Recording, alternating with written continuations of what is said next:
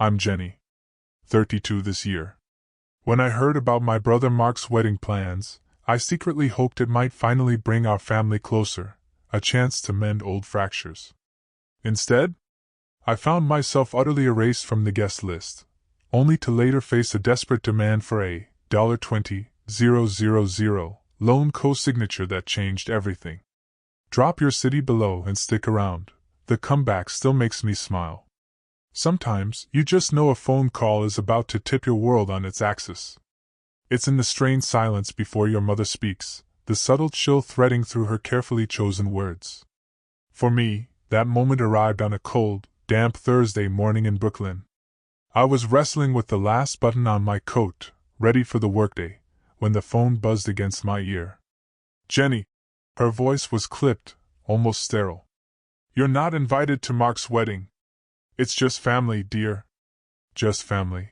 The words landed with a dull thud, stealing the air from my lungs. I stood there, phone pressed tight, my gaze fixed on the wilting ficus in my apartment window, trying to process. It made no sense. I was family. I was Mark's only sister. But that singular, innocuous word, just, had sliced me clean out of the picture they were painting. What? I finally managed to choke out, my throat tight. You're saying I'm not? It's complicated, she interrupted, her tone dismissive. We've decided to keep it intimate. A tight team. As if I were some vague acquaintance, a potential inconvenience. Before I could even formulate a reply, my phone vibrated again. A group text. From Mark, my golden boy older brother. The message was terse, barely a complete thought. Asterisk, hey everyone, just confirming the guest list is tight. No extras. Hope you understand. Can't wait to celebrate. Asterisk, no extras. The pit in my stomach turned to ice. My name wasn't even mentioned, not a single direct word. Just a public decree that I didn't belong. And just like that, my world seemed to shrink. My mother's voice faded into a distant hum. The walls of my small apartment suddenly felt too close. I sank onto the edge of my bed, the faded quilt groaning under my weight, and stared at the glowing screen. They weren't even apologetic. No fight, no explanation, just a quiet, unflinching dismissal. The worst part? I almost expected it. I'd always been the quiet one, the afterthought. Mark got the applause, the celebratory toasts, the effortless attention. I got the sideways glances and the comfortable silence, the kind that meant you were easily forgotten. When he snagged an award, we'd have a lavish dinner. When I got a significant promotion last year, my mom simply forgot to call. Now I was being erased from the most significant day of his adult life. They were planning a wedding without me. A grand celebration at that big colonial house in New Jersey, with twinkly fairy lights stretching across the porch, and wine flowing like a river.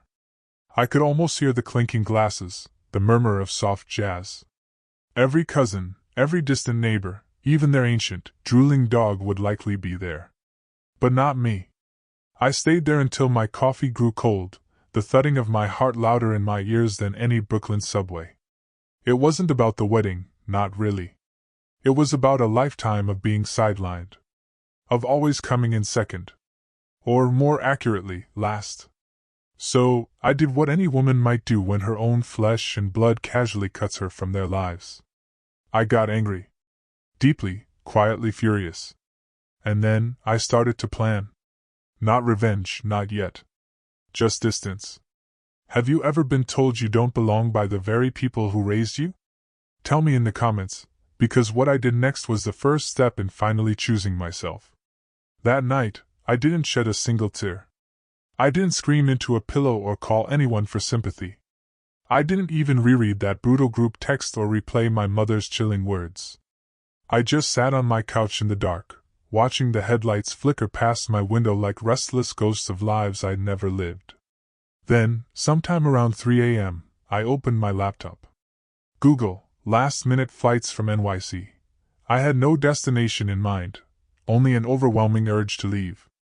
Not forever, not some dramatic exit. Just for now. Just long enough to remember what it felt like to simply be me, outside the long shadow of a family who never truly saw me. Portland. The word surfaced like a whisper on my screen. Misty, green, beautifully unpredictable. It was utterly unlike my life in Brooklyn, with its constant sirens, its asphalt-slick sidewalks, and the suffocating weight of family memories clinging to every corner. I'd never set foot in the Pacific Northwest, but something about it felt precisely far enough. I booked a flight for noon. When the sun finally rose, a pale, hesitant light crept through my blinds, spilling across a half-packed suitcase. I tossed in jeans, hiking boots, a few sweaters, and the scarf Aunt Lucille had given me 2 Christmases ago. Lucille, the only person in my family who'd ever truly seen me, who'd passed away 2 years prior. She would have told me to go. She would have made me pancakes and said, "Jenny, honey, sometimes the best revenge is becoming impossible to ignore." The cab ride to the airport was silent.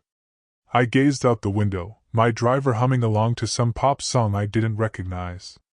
At JFK, the crowds buzzed around me, a chaotic symphony of passports and Starbucks cups, boarding passes and tearful goodbyes. I had no one waving me off. No one even knew I was leaving, and I hadn't told them. A part of me, I think, just wanted to vanish as quietly as they had tried to erase me. 6 hours later, I stepped out into the drizzly Portland air and felt something entirely unexpected, a profound sense of relief. This city didn't know me. These ancient trees held no grudges. The strangers rushing past didn't look at me with that tight-lipped sympathy I'd grown to despise. Here, I was no one's disappointment, no one's difficult daughter. Just Jenny. I checked into a tiny inn just outside the city center, a charming, converted craftsman tucked away behind a bookstore and a cafe that smelled deliciously of cinnamon and untold stories. My room had a slanted ceiling, creaky floorboards, and a window with foggy glass that looked out over a street lined with crooked, moss-draped trees.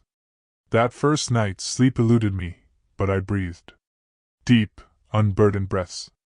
And that, in itself, felt like everything.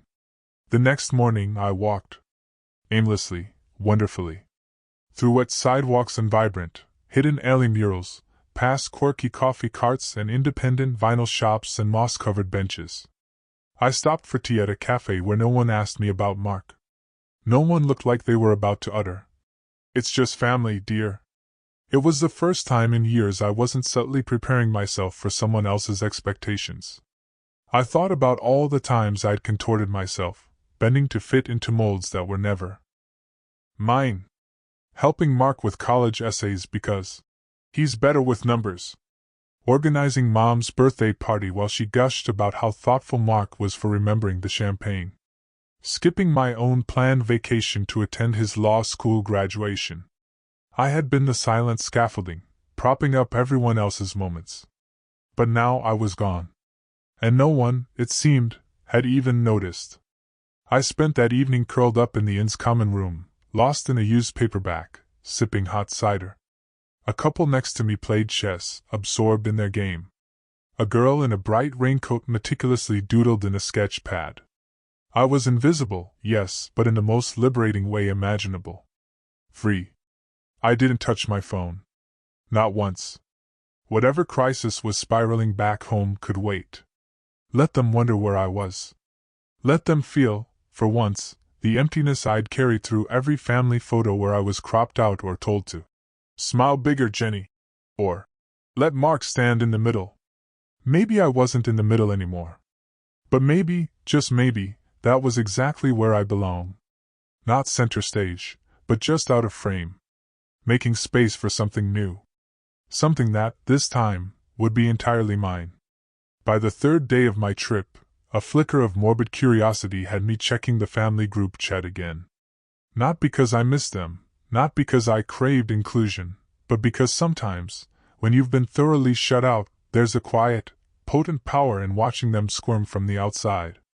The chat, aptly named Home Base, a label I'd created years ago when I still foolishly believed we were a unified unit, had been mostly dormant for weeks.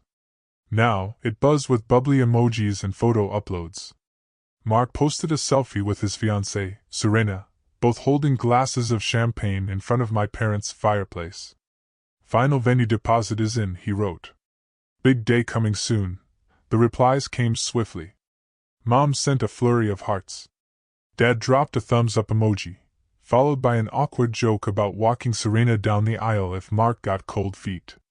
Serena chimed in with a countdown sticker and a boomerang of herself spinning in her white rehearsal dress. But beneath all the digital glitter and forced cheer, there was a nervous rhythm I hadn't noticed before. Mom's messages felt off, not in tone, but in frequency. She was posting too often. Double texting, replying to her own messages with anxious corrections. One post in particular caught my eye, a blurry photo of their kitchen table, buried under receipts, notebooks, and what looked like a calculator. "Budget night, almost there," she wrote. No one responded. I leaned back in the bed at my little Portland Inn, my tea cooling beside me. Something felt deeply, fundamentally wrong. The next day, another post, this time from Dad. A picture of Mark laughing on the patio with Serena, both holding glasses of red wine. The caption read, "Let the good times roll," but it was the background that held my attention. Behind them, through the open patio door, was a whiteboard propped on a chair. Zooming in, I could barely make out scribbled numbers, frantic crossouts, and a stark, underlined word, deadline. My fingers hovered over the keyboard.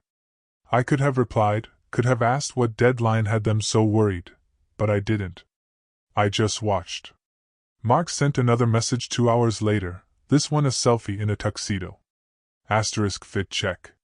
"What do you think, fam?" Asterisk only Serena and a single cousin replied. Mom said nothing. That's when I knew things were unraveling back home, and this time, I wasn't there to hold the threads together. I went for a long walk to clear my head, letting the Portland drizzle soak into my sleeves. There was something about the mist here that felt like memory, soft yet stubbornly clinging, hard to shake off. I wandered into a bookstore and lost myself in the poetry section, flipping through lines about abandonment, forgiveness, and names written in sand. I don't know why, but that night, I dreamed of the house I grew up in. I saw the kitchen, the old tile I once scrubbed relentlessly while Mom barked at me about leaving streaks. I saw Dad's creased forehead behind his reading glasses, his pen tapping against overdue bills. I saw Mark, at age 10, being praised for fixing the TV remote while I stood off to the side, holding the batteries he'd forgotten. In the dream, they all looked at me, and then, slowly, they turned away. When I woke, my phone had a new notification. Not a message, but a photo. A group shot from my parents' living room. Mark, Serena, Mom, Dad, and a few cousins, all toasting something with cheap champagne. The caption read, "To the big day, 3 weeks to go." Everyone looked tense. Their smiles didn't quite reach their eyes. Serena was turned subtly away from Mark. Mom clutched her glass too tightly. Dad's jaw was clenched, as if he just received terrible news but was determined to pretend otherwise. I zoomed in again. On the wall behind them, a calendar. The date Friday was circled in red. And underneath it, written in my mother's precise, looping cursive, "Loan due." I stared at that phrase for a long, quiet moment. I didn't know what it meant yet. But I had a cold, clear feeling that my absence wasn't just an inconvenience anymore. It was rapidly becoming a problem. And if they were counting on me to come swooping in and fix it, they were in for a very, very long wait. Portland's air had a way of crawling under your skin, a comforting dampness that settled deep. By the 5th day, I'd walked so many forested trails I'd stopped counting steps. My boots were caked in rich mud. My cheeks stung from the wind. But my chest, it felt lighter. Like every deep breath I took peeled away another layer of bitterness. I found myself on a coastal trail that curved along a cliffside. Moss-covered rocks, gulls circling high above, waves crashing far below like some ancient, private language. I wasn't thinking about the wedding, or the text I hadn't answered, or the heavy silence from my mother. I was just walking. That's when I heard it, a sharp, unrestrained laugh, echoing off the rocks like a song that cared nothing for who heard it. I turned to see a woman, perhaps my age, perhaps a few years younger, kneeling on a patch of damp grass, photographing a cluster of wildflowers poking defiantly through the moss. She had curly dark hair tucked into a mustard-yellow beanie and wore delightfully mismatched gloves. She noticed me watching and grinned. "They bloom late this year," she said, standing and brushing off her knees. "I always forget how stubborn life can be." I offered a polite, hesitant smile, ready to walk on, but she tilted her head. "You're not from here, are you?" I hesitated. "Brooklyn?" She pointed at my scuffed boots. "Thought so. You've got the look of someone trying to outwalk something." I couldn't help it. I laughed. "Is it that obvious?" She shrugged.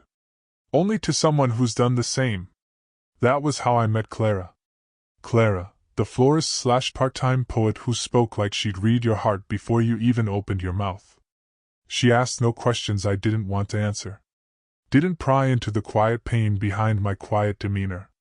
She just walked with me for a while, pointing out tide pools and explaining the names of local birds with an easy familiarity. At the trail's end, she paused.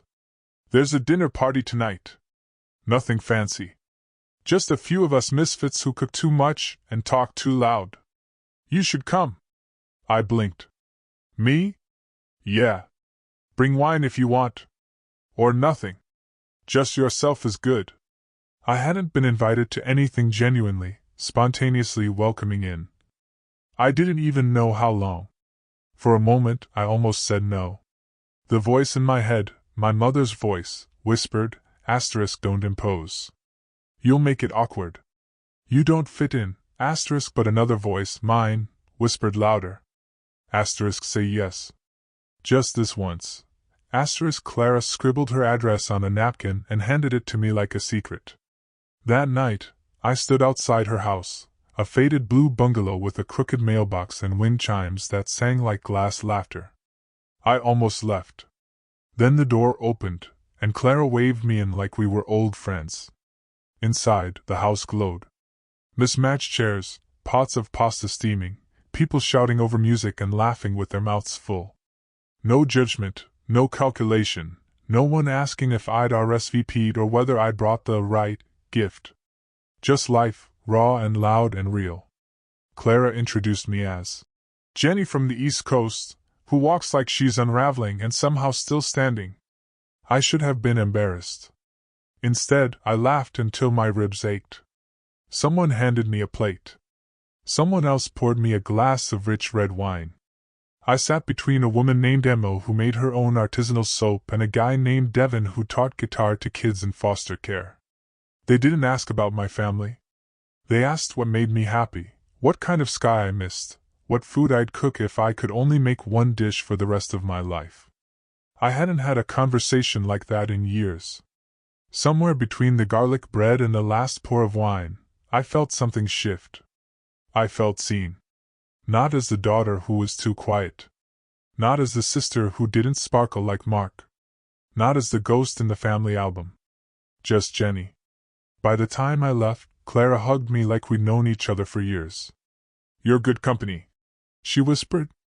"You don't owe anyone an explanation for existing, you know?"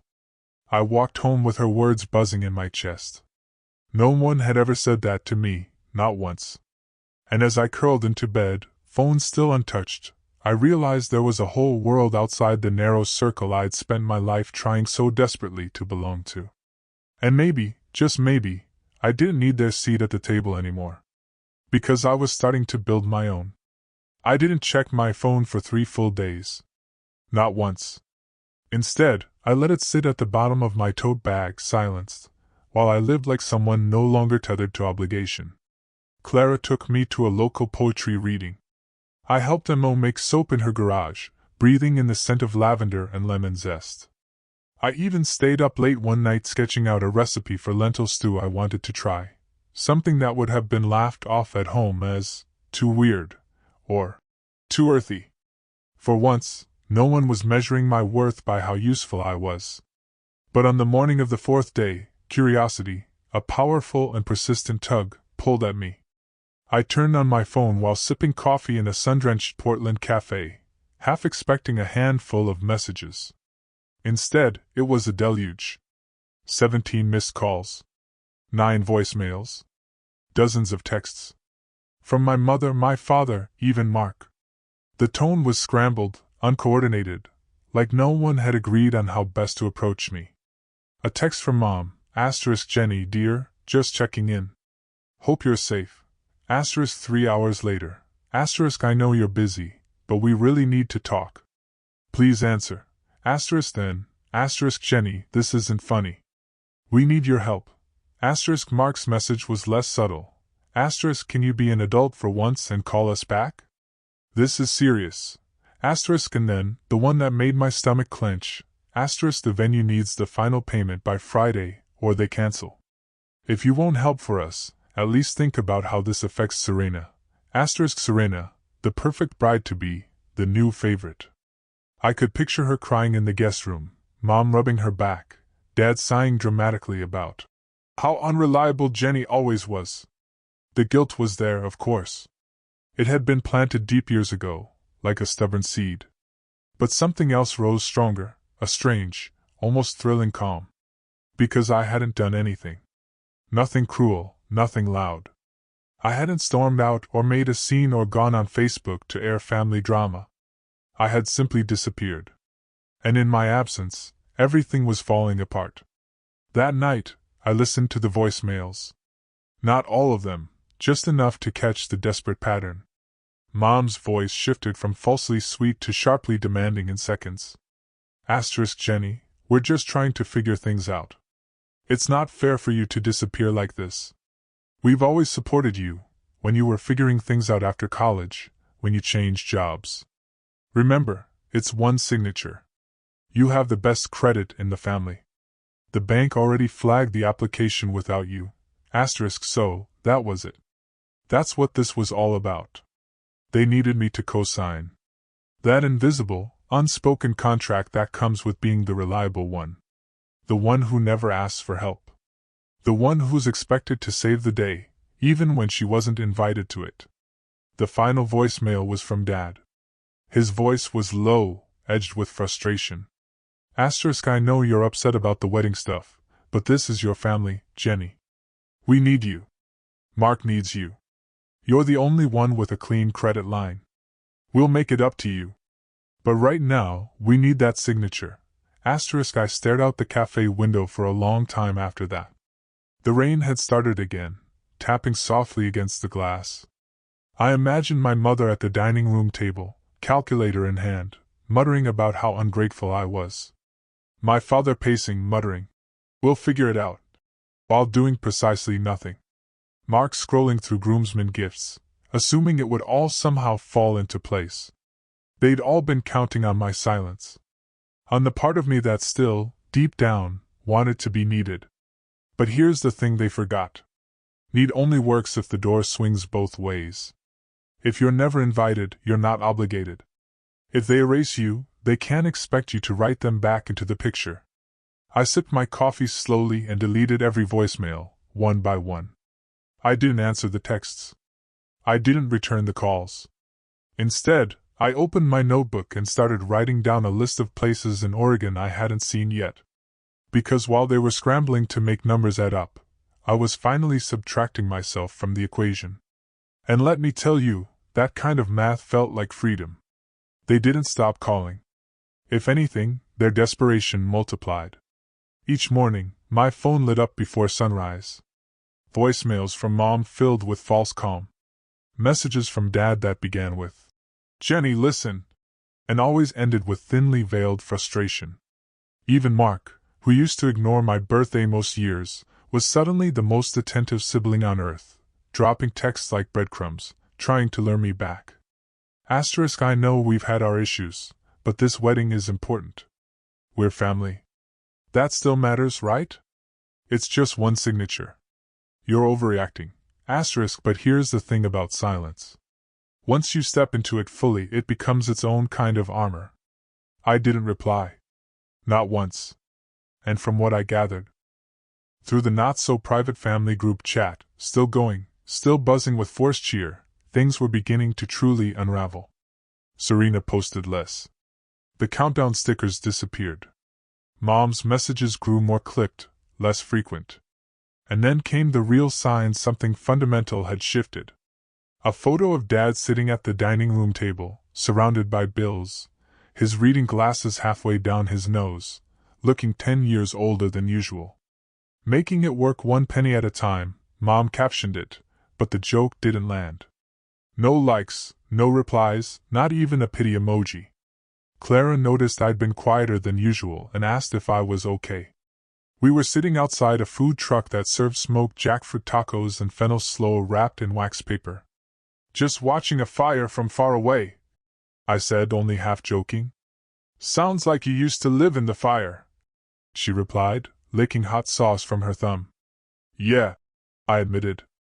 I think I did. Clara didn't push for details. She never did. But that night, in my tiny rented room above the cafe, I scrolled through the family chat again. Not because I missed them, but because I needed to know how far they'd fall before they stopped pretending they didn't need me. It was worse than I thought. One message from Mom to Mark stood out. Not meant for the group, but accidentally posted publicly. Asterisk, if she doesn't call back today, we'll have to tell the venue we can't make the payment. Your father's already maxed the cards. I told you this was too much. Asterisk. Mark responded instantly, but only with one word: handled. No response followed. It was like watching a stage collapse from behind the curtain. That night, they tried calling again, 7 times in a row. I turned my phone off. Let them feel the silence. Let them sit in the chaos they'd built, brick by selfish brick. I wasn't being cruel. I wasn't being petty. I was just done. Done being the reliable fallback. Done being the invisible backbone. Done being invited only when it was convenient for them and discarded the moment I wasn't useful. And you know what? I slept like a rock. The next morning, I didn't check for updates. I made banana pancakes with Clara and Mo in their shared kitchen, laughing over a broken spatula and someone's burnt toast. And when Clara offered to drive us all up to Cannon Beach for the day, I didn't hesitate. While my mother probably sat on hold with the bank, while Mark paced and panicked, while Serena tried on a dress she might never wear, I stood on a windy shoreline, wrapped in a borrowed jacket, toes digging into cold sand. No phone, no guilt, no obligations. Just the rhythmic hush of the tide, like a promise. This is what peace sounds like when you finally stop begging for it. The sky was gray again. In Portland, that often meant comfort more than gloom. Like the world itself understood the need to go quiet, to pull inward, to rest. I sat alone in a tiny cafe tucked between a comic shop and a laundromat, sipping oat milk chai and listening to rain tap gently against the windows. And then, for the first time in 2 days, I turned my phone back on. It vibrated violently in my hand, like it had been holding its breath. 17 missed calls. 10 new voicemails. A full screen of texts. The name that appeared most, Mom. The second most, Mark. Not one from Serena. I started with the messages, just to feel the temperature of the storm. Asterisk. Jenny, please call me. I don't know what you're trying to prove. This is serious. The bank said no again. They're calling it incomplete financial risk. We need you. It's your brother's wedding, for God's sake. You're really going to let everything fall apart after all we've done for you? Asterisk. I paused at that one. After all we've done for you. The phrase landed like a slap. All I could think of was every late-night airport pickup I'd done. Every birthday they forgot. Every family trip where I was handed the camera instead of being invited into the photo. Everything they'd done for me was built on a story they wrote, and one I no longer accepted. The voicemails were even more frantic. Mom's voice trembled in the first one. Asterisk. Jenny, it's your mother. I need to hear your voice. The venue says they need full payment by Friday or the date's gone. And we've already sent out invites. Serena's parents are asking questions. Your father is, well, he's not handling it well. Call me back, please. Asterisk. In another, she didn't bother with pleasantries. Asterisk. You've made your point. You're angry. We understand. But you've had your little vacation. It's time to be part of this family again. We need that co-signature. I stopped the playback halfway through because in her voice I heard something new. It wasn't guilt, not regret. Certainly not apology. It was panic. Pure, rising, irreversible panic. Not because they missed me, but because they were losing control. And they were finally realizing I wasn't going to save them this time. I opened a blank text, typed out, "I saw your messages," and then deleted it. I wasn't going to soften the silence with half-answers or polite refusals. I wasn't going to explain myself to people who never cared about the why behind my choices, only the convenience. Instead, I took a slow breath and looked out the window. The city outside was in no rush. People walked under umbrellas. Dogs in raincoats trotted beside them. A boy with headphones danced across the crosswalk like no one was watching. Life continued. My life continued. And I didn't owe anyone an entry pass anymore. Later that evening, back at the inn, I did the only thing that felt right. I deleted the voicemail notifications. I archived the family chat. I set my phone to "Do Not Disturb" and tucked it, screen side down, into the nightstand drawer. And then I did something else. I took out a pen and started writing. Not a text, not a letter, just a list titled, "Things I No Longer Accept." At the top, conditional love disguised as tradition. Manipulation packaged as family duty. Being the emergency contact for people who don't even remember your birthday. I fell asleep with the pen still in my hand.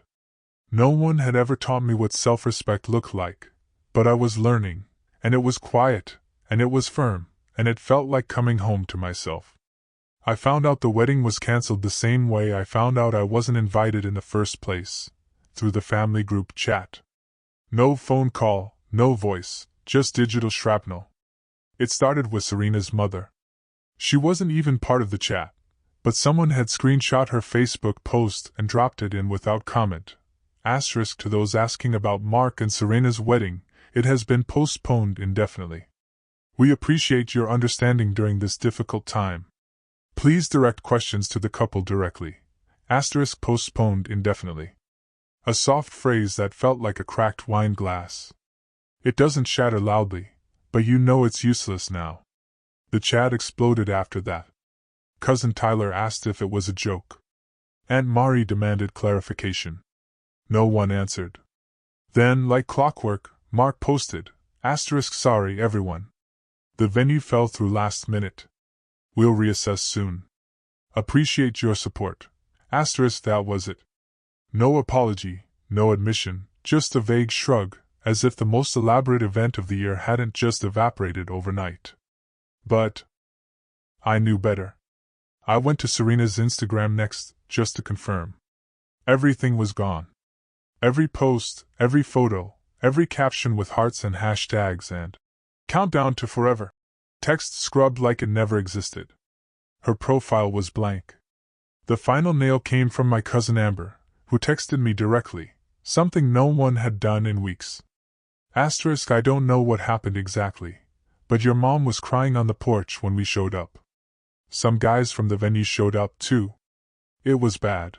Asterisk I could picture it. Mom standing there in her pearls and pressed slacks, trying to pretend she hadn't bet it all on a fantasy. Dad behind her, probably blaming the weather or a banking glitch. Mark fuming because someone finally told him no. And Serena? She was smart enough to simply walk away. What I didn't expect, what I should have expected, was how fast the blame shifted. That night, my voicemail blinked again. I let it play over dinner in my room, just to see how far they'd go. Mom's voice was ice wrapped in velvet. Asterisk well, I hope you're happy. Everything fell apart. Serena's family is humiliated. Mark is devastated. This is on you, Jenny. All you had to do was answer. One signature, one call. But no, you had to make a point. I hope it was worth it. Asterisk she didn't cry. She didn't plead. She assigned blame like a verdict. It was surreal because the only thing I'd done was nothing. I didn't destroy the wedding. I didn't lie to vendors or make promises I couldn't keep. I didn't overspend or take out loans with shaky credit. I didn't design a dream around assumptions and entitlement. I simply didn't come running when they snapped their fingers. And that was enough to burn it all down. It should have crushed me, hearing that message. The guilt should have surged, but it didn't. Because deep down, I knew they were never really planning a wedding with me, just around me. And when their house of cards finally collapsed, they reached for the one piece they'd always expected to hold it up, me. But I wasn't there anymore. And now their silence wasn't icy or smug or dismissive. It was empty.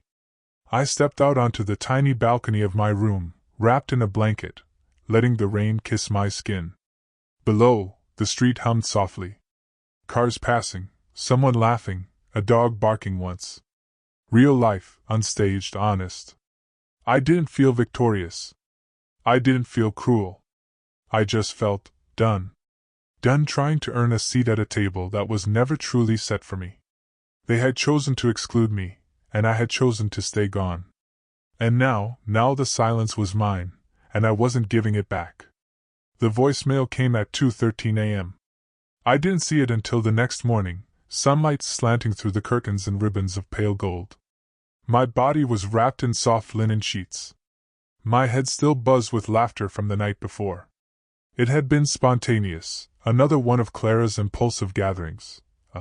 Let's not let the rain win. Dinner that turned into an impromptu rooftop jam session. Mo had brought candles. Devin brought a guitar. I brought a pie I'd half burned, but no one complained. It was joy. Plain, imperfect joy, the kind of night my family would have mocked for being messy or bohemian. The kind of night I'd never had with them.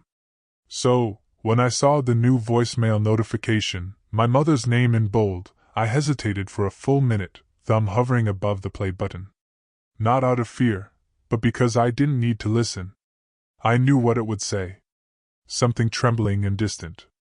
Something laced with guilt, but not remorse.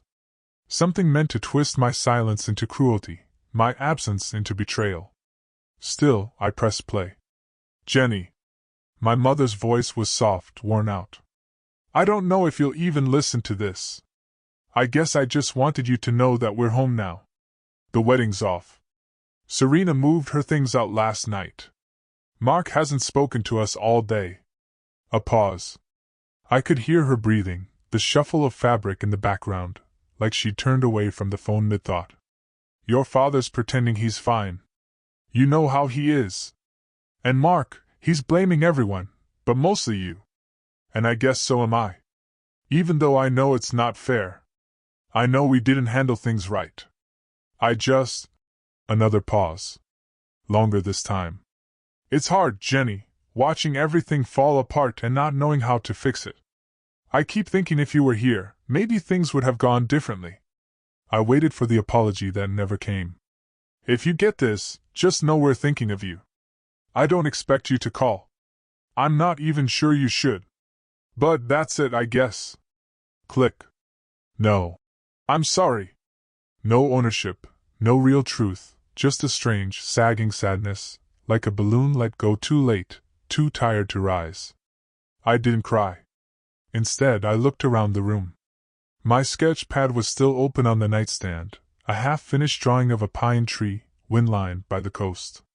My mug from the night before sat half-empty, lipstick smudged at the rim. My boots were by the door, caked in trail dust and rain. This was my life now. Not a detour, not an escape. A beginning. That afternoon, Clara texted *weather's decent. We're doing a fire pit at the cliffs. Bring something warm and someone weird. I smiled, texted back, on my way, and I'd brought cupcakes from the cafe downstairs. Nothing fancy, just soft, sweet, and a little messy, like all the best things are. We sat under a sky full of soft clouds and crackling flames. Devin played something slow and soulful on his guitar. Mo recited a love poem she wrote about her cat. Someone brought a Polaroid and kept taking blurry, badly lit photos. None of us minded. At one point, Clara turned to me, wine in one hand, marshmallow in the other. Hey, Jenny? She said. Yeah? She grinned. We're really glad you showed up. The words hit me harder than any voicemail ever could, because they weren't trying to fix me or guilt me or pull something from me. They were just glad I was here. That night, after everyone left, I walked home alone under the misty stars. And for the first time in a very long time, I felt full. Not with duty, not with pain, but with choice. My mother's voicemail faded from my thoughts like fog on the tide. I didn't need to carry it, because I wasn't theirs to lean on anymore. I was my own. A week passed. No new messages, no last-minute apologies, no sudden family breakthroughs. Just quiet. At first I expected it to feel hollow, but instead, it felt earned. Like the kind of silence that comes after the storm. Not fearful, not tense. Just still. Safe. I stayed in Portland longer than I'd planned. Long enough for the barista at the corner cafe to learn my name. Long enough for Clara to borrow my jacket more than once. Long enough to stop counting the days since the wedding imploded. The ache of exclusion had softened into something else, something cleaner, a scar, not a wound.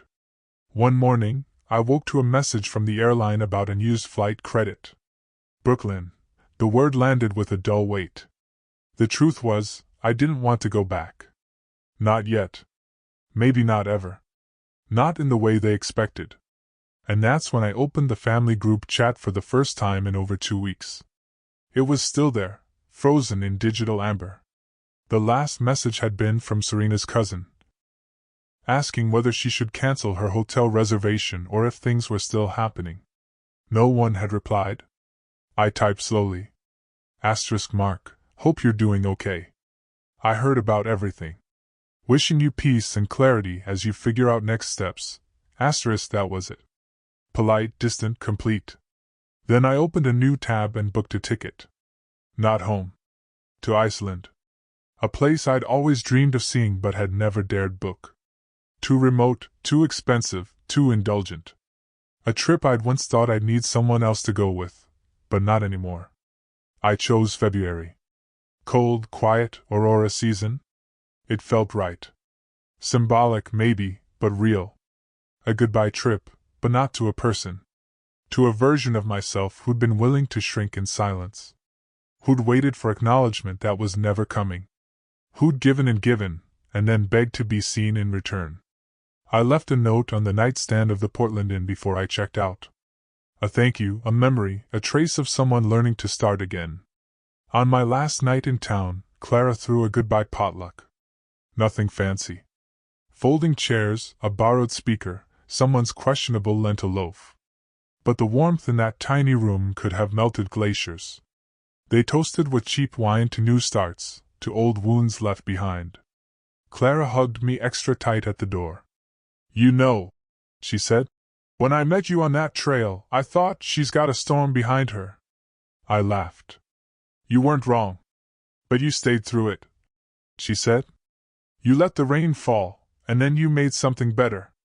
I'm still making it, I said quietly. Good, she whispered. Keep making. Back in my room, I packed slowly. My phone buzzed once, an Instagram notification. Mark had posted a photo. No caption. Just him alone at a beach somewhere, staring out at the water. I didn't like it. I didn't comment. I didn't feel bitter, just distant, like we lived on separate maps.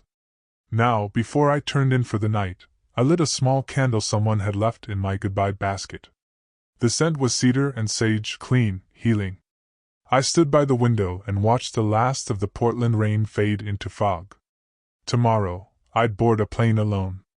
Not running, not escaping, but expanding. Because sometimes the best stories start after the door closes. And mine? Mine was just beginning. It was a rainy night in Brooklyn, the kind where the gutters are overflowing and taxi tires make long, wet sighs against the pavement. I'd only come back to grab a few final things, to clear out the apartment before officially subletting it. My flight to Iceland was in 36 hours. I had no plans to tell anyone I was in town, which, of course, is exactly when they came. It was nearly 9 p.m. and I was folding laundry when the buzzer rang, 3 quick, insistent bursts. I froze. No one I knew buzzed like that. A cold knot formed in my gut before I even crossed the room. I pressed the intercom. Hello? Silence at first, then a familiar voice. Too careful. Too composed. Jenny, it's Mom. Behind her, I heard movement. More voices. Please let us up. We just want to talk. My hand hovered over the release button. I didn't press it. Instead, I walked to the window. 3 stories below, huddled under a dripping black umbrella, stood my parents and Mark. All 3 looked older than I remembered. Tired. Worn down. Mark looked like he hadn't slept in days. My father's coat was too big on him. My mother wore heels she used to carry with such confidence, now soaked and sinking into the sidewalk. I didn't move. The buzzer rang again and again. Finally, I sighed and walked to the elevator, pressing the button and waiting. I didn't want to do this in the hallway. If they were coming up, they would see me on my terms. When the knock came at my door, I didn't rush. I opened it slowly. 3 stunned faces greeted me.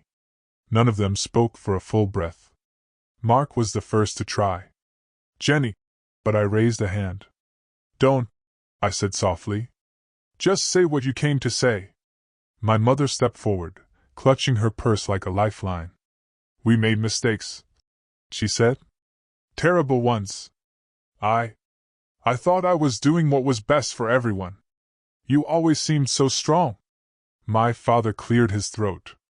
We thought you didn't need us, that you were fine. I said nothing. Mark looked at me, his eyes red-rimmed. I messed up. I know that.